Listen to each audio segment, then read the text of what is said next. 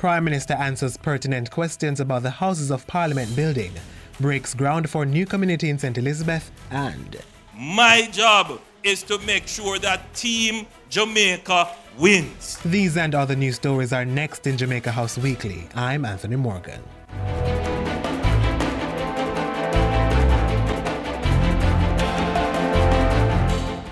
On Thursday, Prime Minister Andrew Holness hosted a town hall to discuss the planned development of the National Heroes Circle.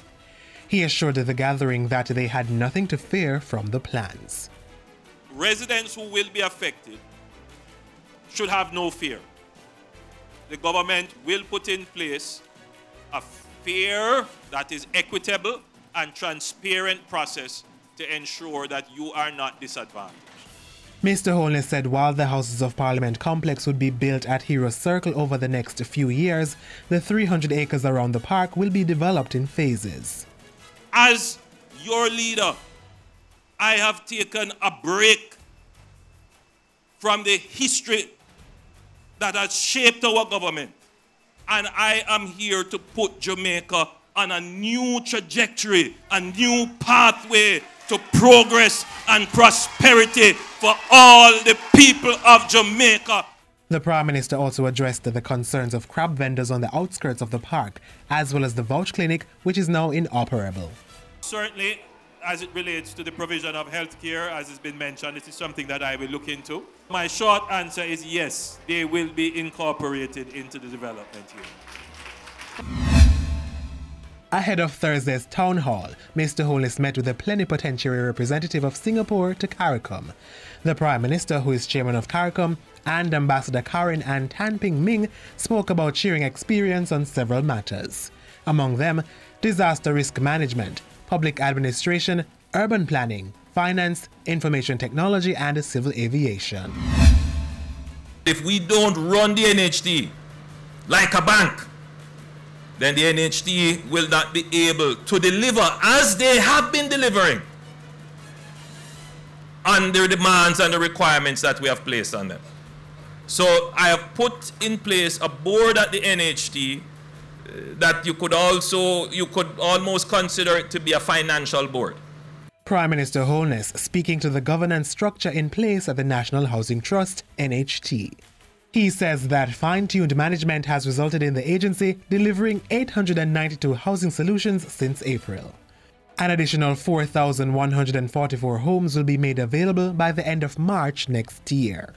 You have Shekels coming, that is in Clarendon, 48 units. You have Latium in St. James, 183 units. You have Twickenham 4, phase 4 in St. Catherine, that's 134 units. In Manchester, there is Perth 1A, that's 118 units to come. Then there is Fontebelle in Westmoreland, 355. Other developments are planned for Manchester, Clarendon, Kingston and St. Andrew, as well as St. James. The Prime Minister was speaking at last Wednesday's groundbreaking ceremony for the Friendship Oaks Community Project. Phase 1 of the two-phased development will involve 229 serviced lots and 4.8 hectares for commercial use. The NHT development will cover 91 acres.